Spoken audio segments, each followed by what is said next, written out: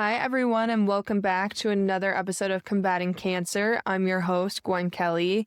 For our new listeners, a little bit of background about me is that I was diagnosed with stage 3 astrocytoma brain cancer when I was 19. My goal here is to raise awareness around all types of cancer, not just brain cancer, by sharing survivor stories, honoring loved ones, and creating a space for open conversations and support. Today, I have a special guest joining me. I have Corry Anderson. Corry has known me since before I was even born, literally in the womb. Our families have been close forever. Corry had kids that were similar ages, so we were always all hanging out, and I grew up at her house, swimming in the backyard pool, thinking I was all that in a bag of chips in my little bikini. So, Corry, thank you so much for being here today. I know you've been through your own journey with cancer, and I'd love to start by having you share a bit about how you were diagnosed and what those early days looked like for you and how everything unfolded when finding out you had breast cancer. Yeah, I was 41 and I found it on my own. It was higher up in my neck. I went in and, I told my husband beforehand and he's like, oh my God, it isn't. You're exaggerating.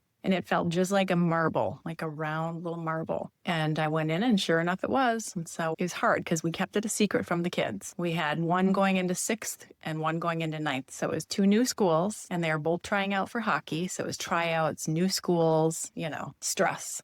So we kept it a secret until we found out that I did have to have chemo. The surgery we had told them about right beforehand. They knew it was just a small surgery, minor, but then we found out that they didn't get it all. So I had to do chemo. So then the whole world got to know. That must have been such a heavy weight trying to keep things normal for your kids while your world was shifting beneath you. What was your immediate reaction when you got the diagnosis? Shock, anger? Yeah, shocked, I would say. There's no history of it in our family. I'm healthy and I was young and shocking, I would say. Something you don't expect. Definitely understandable that it was shocking. The maternal instincts kind of kick in fast. I mean, you don't even give yourself time to fall apart. You just go into protect mode almost. They did not know for a good month. I had a tight circle, maybe 5 people that knew. And so, it was hard. So then during chemotherapy, you did port, correct? No. No, you didn't do port? No. And that was my way of managing things. Okay. Everything is out of your control. Yes. And that's the hard part. You have no control of anything. And my way of controlling it was, I gave them a time frame. I wanted to start and finish everything within 1 year. Owning a business, having small kids, both in hockey, a lot of traveling. You don't have time for cancer. No, you do not. No. Yeah. And so that was my goal, is controlling as much as I could. And I did not want a port. So until my veins broke down, I said I could go without. Okay. And then I was able to double and triple the meds. So they were super harsh, but I did it.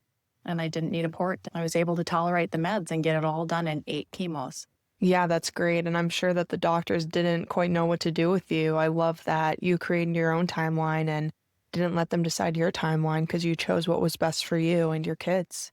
I think you should have a say. Oh, 100%. Yeah. I mean, I think it's really easy to put your life on pause when you get diagnosed, but just the fact that you were able to take a step back from the entire situation and say, hey, I'm not fitting into the stigma. I've got kids in school. I got hockey tryouts and, cancer is terrible, but the world keeps spinning. And the fact that you still were able to put your family first, that's just so amazing. And especially being a mother yourself, how did you just continue to fight the fight for them?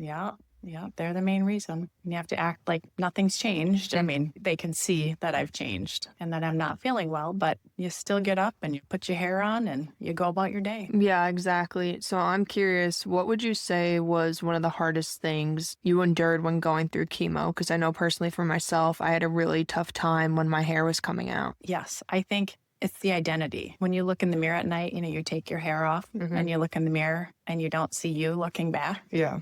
You don't know who you are anymore. I'm looking in the mirror thinking, who is that? You have no eyebrows, no eyelashes. There's nothing. It was very scary. I think that's when every night I would just, go in the bathroom and get ready for bed and take my hair off and cry silently. Yeah, I remember that feeling too well, avoiding mirrors and wearing hats when I didn't even like them. And for me, it was when my hair started falling out in clumps. I just couldn't handle it. Did you end up shaving it all off, or what was your plan with that? I did. I had a friend shave it with me, and we were trying to make fun out of it because my youngest was home. Zach was home. And, we would do a bob and I'd go model for him. We would do a G.I. Jane or a mohawk. And I think it was the second or third time that we went and showed him and I saw tears in his eyes. And I'm like, yeah, we're done. Yeah. We're done. It's making him sad. Yeah. Yeah, that is hard. But they never saw me without hair or a hat. It was too scarring for me. I couldn't imagine them seeing their mom like that. You were protecting them, and that's love. So how was it when you were going through this entire battle? Were your children breaking down in front of you or kind of keeping it to themselves? No, because I still worked. They still went to school. I only missed one hockey game. I sucked it up and did life,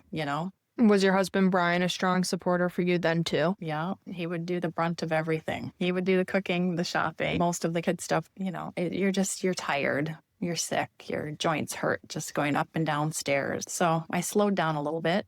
I wasn't as happy. So he would step up and just dig in. Yeah, that's great that he was definitely able to take some of the heavy lifting off of you. So I am curious, did you ever have to go back in and do follow-up scans? I never did. They never scheduled me for one. I think I went in like every 3 months for a year and then 6 months just for doctor checkups. I think I may have had one mammogram after, but then they said that's kind of pointless. The tissue's all gone, Then I think when COVID hit, they stopped calling me for my appointments. But yeah, it's been 13 years. So Yeah, I mean, that's amazing. so far, so good. Do you still have that lingering fear? Not really. Yeah, I kind of forget. I never thought I would forget any of it because it's just so harsh. Yeah, Every it's very day- traumatizing. Yes, every day is a battle. I couldn't wait to go to bed at night just to stop my day. But yeah, so I don't even think about it anymore, honestly. That's great. Yeah, I think life just takes over and you forget. But it's hard. It's like when you have a baby. It's so traumatic, but so rewarding. And then you say, I'm never doing this again. Then you have another 2 years later. It's trauma and everything. And then there's recovery. I mean, I 100% agree with that. I think you have a really great mindset on that. Did you have a lot of people reaching out to you that were also survivors or have gone through different stories? Tons, but more so because of our kids playing hockey, we have this whole community of people. Every day, somebody was dropping something off, doing a luncheon or a dinner or a gathering. It was overwhelming, the support that we had. But I know it was because we were in a sport, especially hockey. Right. I mean, it's just its own community. Oh, yeah, it's a great community. But today, if I had cancer reoccur, it wouldn't have the amount of people. People have moved on. Life has taken us all in different directions. But when you're involved in something, it's overwhelming. The support. Yeah. Amazing. Maybe too much. A little bit Maybe too much. Overwhelming for me. Yeah. Well, it's because you're so thankful, but you're also just I didn't even know I know that many people. Right. And you almost feel guilty because they're so giving and kind and, offering to, take your kid to practice or bring over a meal or interrupt their lives for yours. We're not really that way. It's hard. We're usually the givers, not takers. Yeah. So that was hard to accept things, but it was very nice. It's very hard because it's everyone kind of knows you're in a vulnerable state. And I mean, you're very independent in general. And it's just kind of hard to let your guard down and, accept help when you need the help. But you and I are both no, we got it. We're good. We'll figure it out. No. And then we're kind of drowning. And then you're okay, I guess I'll take the life vest and actually take some help from the community. Yeah. And it really did come in handy because when you don't feel like cooking and you've got littles that come home from practice starving and you can order a pizza because somebody dropped off a gift card, great.